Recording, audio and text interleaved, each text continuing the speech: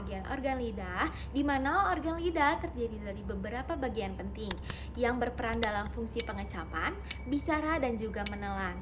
Lalu berikut adalah bagian-bagian utama dari lidah. Yang pertama adalah ujung lidah, yang dimana bagian depan lidah yang sensitif terhadap rasa. Lalu yang kedua adalah badan lidah, yang dimana bagian tengah yang membantu makanan dan berbicara. Lalu yang ketiga adalah pangkal lidah, bagian belakang yang terhubung dengan tenggorokan. Lalu yang keempat adalah permukaan atas atau yang bisa disebut dengan dorsum, mengandung papila untuk pengecapan. Lalu yang kelima adalah papila. Papila itu ada 4 jenis, yang dimana yang pertama adalah filiformis, fungiformis, circumvallata, dan juga foliata. Sebagian besar berfungsi untuk pengecapan. Lalu yang keenam adalah frenulum linguae, yaitu dengan jaringan di bawah lidah yang menghubungkan dengan dasar mulut. Lalu yang terakhir atau yang ketujuh adalah otot lidah, yaitu menggerakkan lidah untuk berbagai fungsi.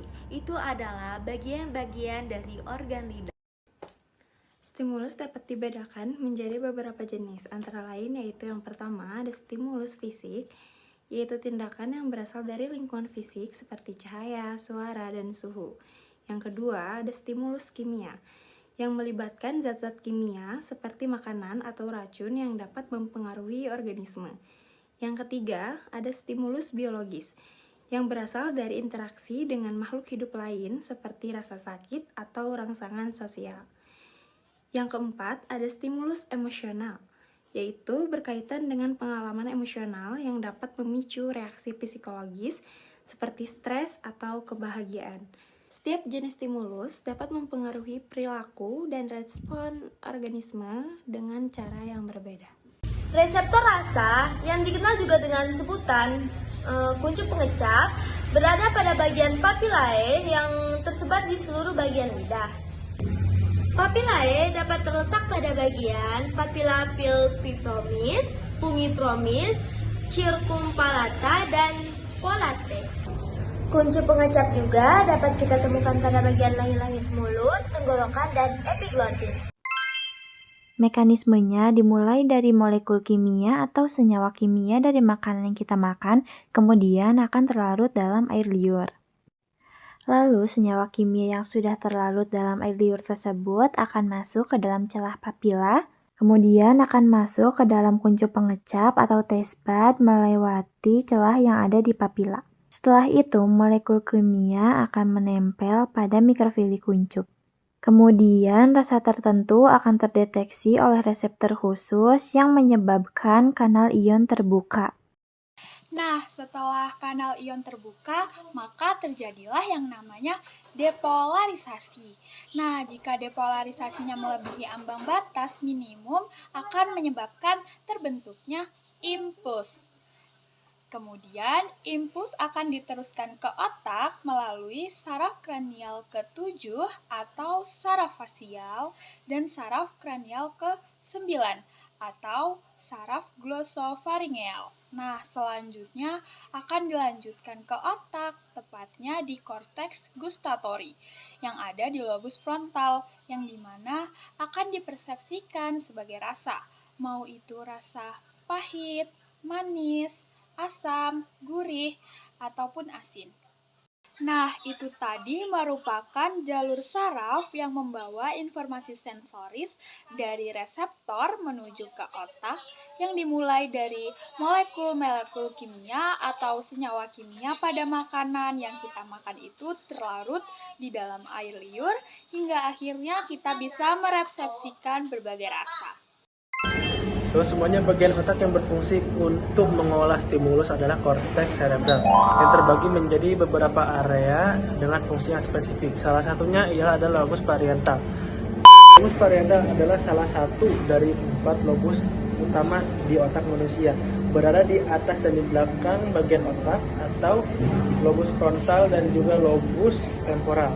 Lobus ini memiliki peran penting dalam memproses informasi sensorik dan menginteraksi data dari beberapa indera, salah satunya adalah lidah. Dan berikut adalah beberapa fungsi utama dari lobus parental. Yang pertama, promotion sensoris, yang kedua integrasensoris, yang ketiga persepsi sosial, keempat keterampilan motorik, dan juga yang terakhir adalah bahasa dan pengolahan kognitif. Jalur saraf motoris lidah yang membawa perintah dari otak menuju efektor yang pertama korteks motorik. Korteks motorik memberikan perintah untuk menggerakkan lidah, khususnya area yang mengontrol otot lidah. Yang kedua, serabut saraf.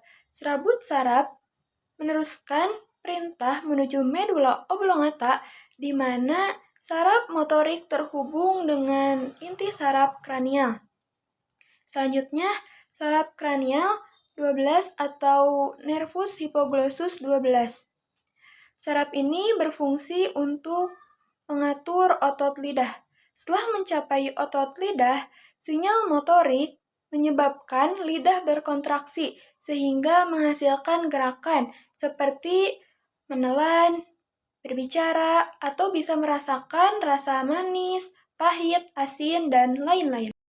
Saya Dina Handayani akan menjelaskan proses efektor yang merespons stimulus.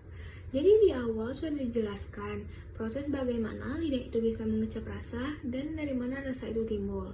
Untuk proses yang terakhir yaitu penghantaran efektor pada lidah yang merespons stimulus. Jadi setelah otak memproses informasi yang diterima dari lidah, misalnya mengenai rasa, suhu, atau sentuhan, otak akan memutuskan respon yang tepat dan mengirimkan sinyal untuk memicu aksi tersebut. Sinyal tersebut dikirimkan melalui saraf motorik yang bertugas menggerakkan otot. Sinyal ini dikirimkan melalui saraf hipoglossus atau saraf kranial ke-12 yang secara khusus mengontrol otot-otot lidah. Saraf ini menghubungkan otak dengan otot-otot lidah, sehingga perintah dari otak dapat diterjemahkan menjadi gerakan lidah. Sebagai contoh, jika otak memutuskan bahwa makanan perlu ditelan, saraf hipoglossus akan mengirimkan sinyal untuk menggerakkan otot lidah agar membantu mendorong makanan ke belakang menuju tenggorokan. Dan jika diperlukan gerakan lidah untuk mengecap rasa lebih kuat, otak akan menginstruksikan otot-otot lidah untuk menyesuaikan posisi lidah terhadap makanan atau objek di mulut.